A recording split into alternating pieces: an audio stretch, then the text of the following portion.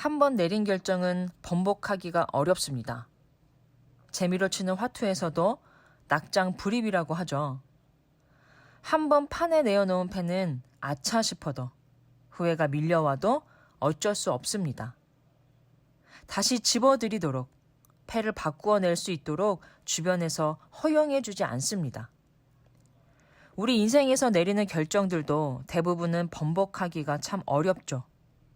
진로가 그렇고요. 부동산 투자가 그렇고요. 결혼도 그렇고 교회를 고르는 것도 그렇습니다.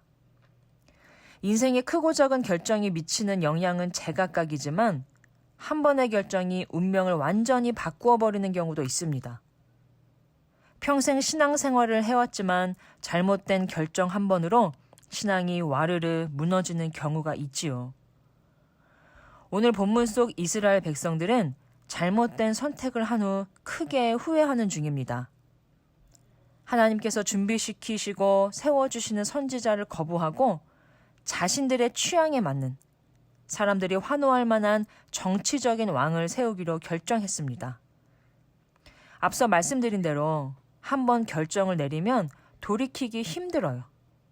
그래서 사무엘은 너희가 왕을 세우면 얼마나 고생을 하게 될지 세세히 경고까지 하며 결정을 내리기 전에 한 번 더 생각해 볼 것을 권면합니다.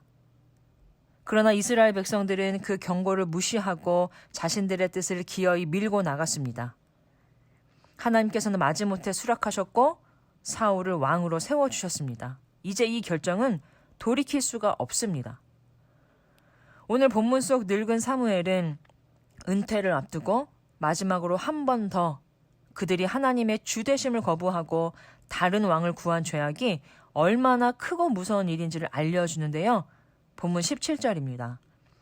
오늘은 밀베는 때가 아니냐. 내가 여호와께 아뢰리니 여호와께서 우레와 비를 보내사 너희가 왕을 구한 일, 곧 여호와의 목전에서 범한 죄악이 큼을 너희에게 밝히 알게 하시리라. 밀베는 시기에는 보통 우레와 비가 내리지 않습니다. 사무엘상 7장에서 처음으로 이스라엘 백성들이 왕을 요구했을 때부터 사무엘 선지자는 반복해서 경고했습니다. 너희 그거 하나님께 죄 짓는 거야.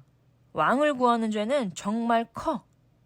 지금 이 요구를 나중에 엄청 후회하게 될 거야. 이렇게 여러 차례 경고했지만 말뿐이라 그랬는지 이스라엘 백성들은 그들의 죄악의 심각성을 못 느꼈습니다. 그런데 오늘은 이례적인 기상현상을 보여주면서 경고하니까 아차, 이거 큰 실수했구나. 그제서야 등골이 오싹해집니다. 18절입니다. 이에 사무엘이 여호와께 아뢰매 여호와께서 그날에 우레와 비를 보내시니 모든 백성이 여호와와 사무엘을 크게 두려워하니라. 당장 피부에 와닿고 두 눈에 보이는 기이한 일을 당하고서야 이스라엘 백성은 두려워 떨며 정신을 차립니다. 하지만 서두에 말씀드렸듯이 한 번 내린 중요한 결정은 돌이킬 수 없습니다. 이스라엘은 하나님께서 자신들의 왕 되심을 반복적으로 거부했고 결국엔 자기들이 스스로 왕이 되고자 인간 왕을 요구했습니다. 사무엘 선지자가 거듭 경고했지만 귀담아 듣지 않았고요.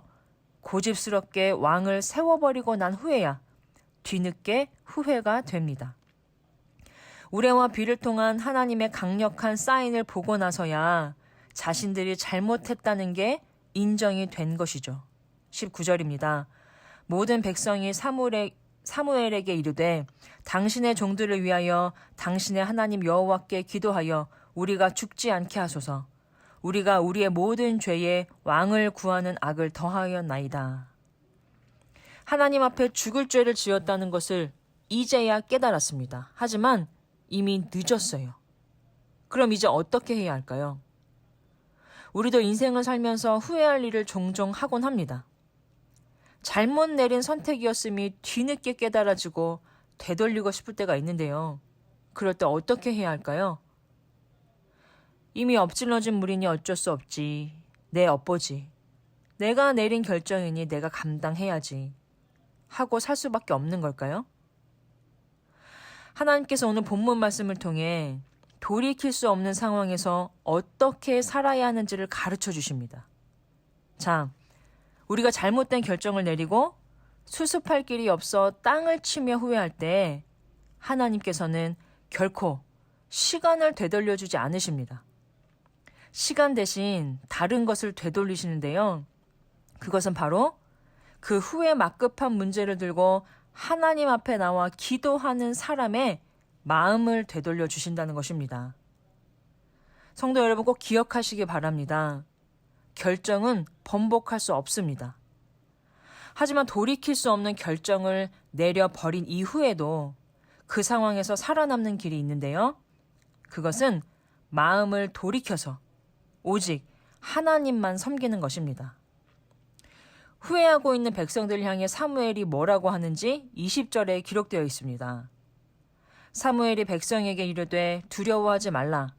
너희가 과연 이 모든 악을 행하였으나 여호와를 따르는 데서 돌아서지 말고 오직 너희의 마음을 다하여 여호와를 섬기라. 사무엘은 두려워 떠는 백성들을 위로하면서 지금부터가 중요하다고 말합니다. 너희가 악행을 저지른 것은 사실이나 돌이킬 수 없는 결정에 후회만 하고 있지 말라. 돌아갈 수 없다는 것을 인정하고 이제부터라도 온 마음을 다해 오직 여호와 하나님만을 섬기라. 그러면 된다고 말합니다. 우리 하나님은 잘못을 만회할 기회를 주고 또 주시는 한량없는 은혜를 베푸시는 하나님이십니다. 22절입니다.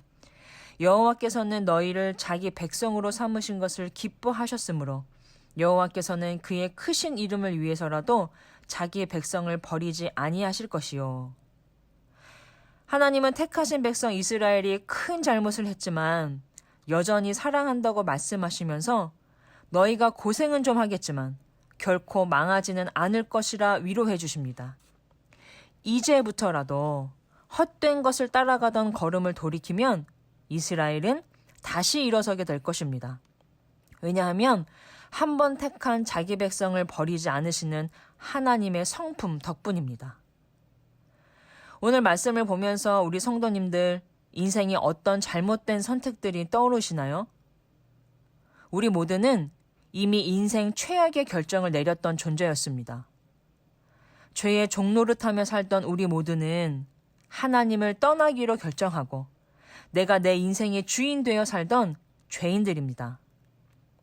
예수님께서는 우리들의 이러한 최악의 결정에도 불구하고 우리가 구원의 선물을 받도록 친히 찾아와 주시고 지금까지 인도해 가고 계시다는 것을 기억하시면서 오늘은 그런 하나님의 한량없는 은혜에 감사하는 기도, 후회되는 문제를 가지고 하나님 앞으로 나온 우리들의 마음을 주님께로 되돌려 주시라는 기도를 올려드리는 우리 모든 성도님들 다 되시기를 간절히 소망합니다.